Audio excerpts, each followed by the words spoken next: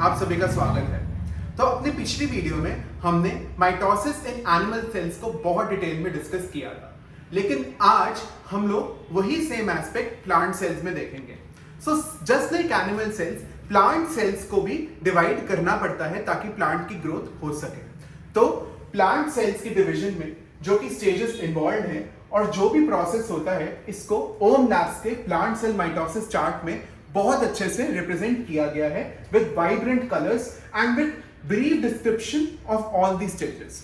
तो अब हम बात करते हैं इस ओवरऑल प्रोसेस की और हर स्टेज में देखते हैं कि कैसे ये प्रोसेस टेक प्लेस करता है। तो जब हम बात करें माइटोसिस की, यहाँ पर एक डेफिनेशन गिवन है। तो माइटोसिस, जैसा कि मैंने डिस्कस किया था, it takes place in the somatic cells and यहाँ पर क्या होता है, इक्वेशनल डिवीजन होता है, यानी कि दोनों सेल्स इक्वली डिवाइड करते हैं इनटू टू डॉटर सेल्स। तो यहां पर जो प्लांट सेल्स में प्रोसेस होता है that is almost same as animal cells with minor variations. अब हम उन माइनर वेरिएशंस को हर स्टेज के साथ डिस्कस करेंगे। अब जब हम इंटरफेस की बात करते हैं, इंटरफेस से पहले हम प्लांट सेल की थोड़ी सी एक डायग्रामेटिकली एक रिप्रेजेंटेशन, यानी कि प्लांट सेल दिखता कैसा है, प्लांट सेल के क्या फीचर्स हैं, ये समझ लेते हैं। तो प्लांट सेल का सबसे ज्यादा इंटरेस्टिंग फीचर क्या होता है, that it has a cell wall. तो ये जो डार्क कलर आप देख रहे हैं, green colour, this actually will represent the cell wall, right, यहां पर, राइट। तो ये जो डार्क कलर आप देख रहे हैं, this will actually represent the cell wall and यहां पर हमारा न्यूक्लियस का जो रिप्रेजेंटेशन है वो गिवन है। तो जैसा कि मैंने बताया था, इंटरफेस में what will happen, the cell is gonna prepare itself for division. तो डिवीजन के प्रिपेयर करने का क्या मतलब है, वो अपने इंपॉर्टेंट ऑर्गेनेलीज जो कि डिवीजन में इन्वॉल्व होने वाले हैं उनको गैदर करेगा और साथ के साथ यहाँ पे डीएनए रेप्लिकेट करेगा इन इक्वल कॉपीज। तो डीएनए रेप्लिकेशन टेक प्लेस होगा एंड यहाँ पर सेंट्रियोल्स एंड ऑल दैट। अगर हम एनिमल सेल की बात करें तो एनिमल सेल में सेंट्रोसोम्स हैं या जो सेंट्रियोल्स हैं वो अरेंज होते हैं on the poles and all that thing happen. However plant में सेंट्रियोल नहीं होता है, there is a centrosome area जहां से स्पिंडल फाइबर्स अरेंज होते हैं। तो उस सब का प्रिपरेशन हमारा इंटरफेस में हो जाता है एंड सेल का साइज ऑब्वियसली इंक्रीज होता है। जब हम आगे बढ़ते हैं on the second stage we see prophase. तो प्रोफेज में आप ये देख सकते हैं कि क्रोमैटिन मटेरियल अब कंडेंस हो चुका है, सिस्टर क्रोमैटिड्स यहाँ पर अटैच हो चुके हैं, राइट।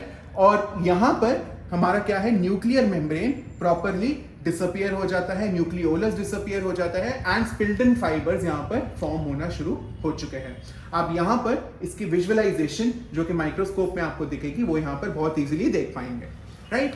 अब जब हम आगे बढ़ते हैं वी सी मेटाफेज। अब मेटाफेज जो है प्लांट सेल के केसेस में दो स्टेजेस में दिखता है, which is the pro metaphase and let metaphase और मेटाफेज। तो अब जब हम थर्ड यानी कि प्रो मेटाफेज की बात करते हैं तो यहां पर लिखा है क्रोमोसोम्स प्रोसीड टुवर्ड्स इक्वेटर, यानी कि जैसा कि मैंने बताया था अपनी पिछली वीडियो में कि क्रोमोसोम्स एक इक्वेटर लाइन पर अपने आप को इन लाइन अरेंज कर लेते हैं। तो प्रो मेटाफेज में आप क्या देखेंगे, क्रोमोसोम्स को माइग्रेट होता हुआ टुवर्ड्स द इक्वेटर लाइन। आप यहां पर देख सकते हैं कि वो अरेंज हो रहे हैं ऑन द लाइन, राइट। तो ये हमारा प्रो मेटाफेज जो है डायग्रामेटिकली रिप्रेजेंटेड है एंड यहां पर in the visualization of the microscopic image यहां पर आप देख सकते हैं ये जो डार्क स्ट्रैंड्स हैं they actually arrange themselves and जब वो अरेंज हो जाते हैं they come to the late metaphase और द मेटाफेज स्टेज जहां पर क्रोमोसोम्स हमारे इक्वली डिस्ट्रीब्यूटेड है, अरेंज्ड है ऑन द इक्वेटोरियल प्लेन और इक्वेटर लाइन।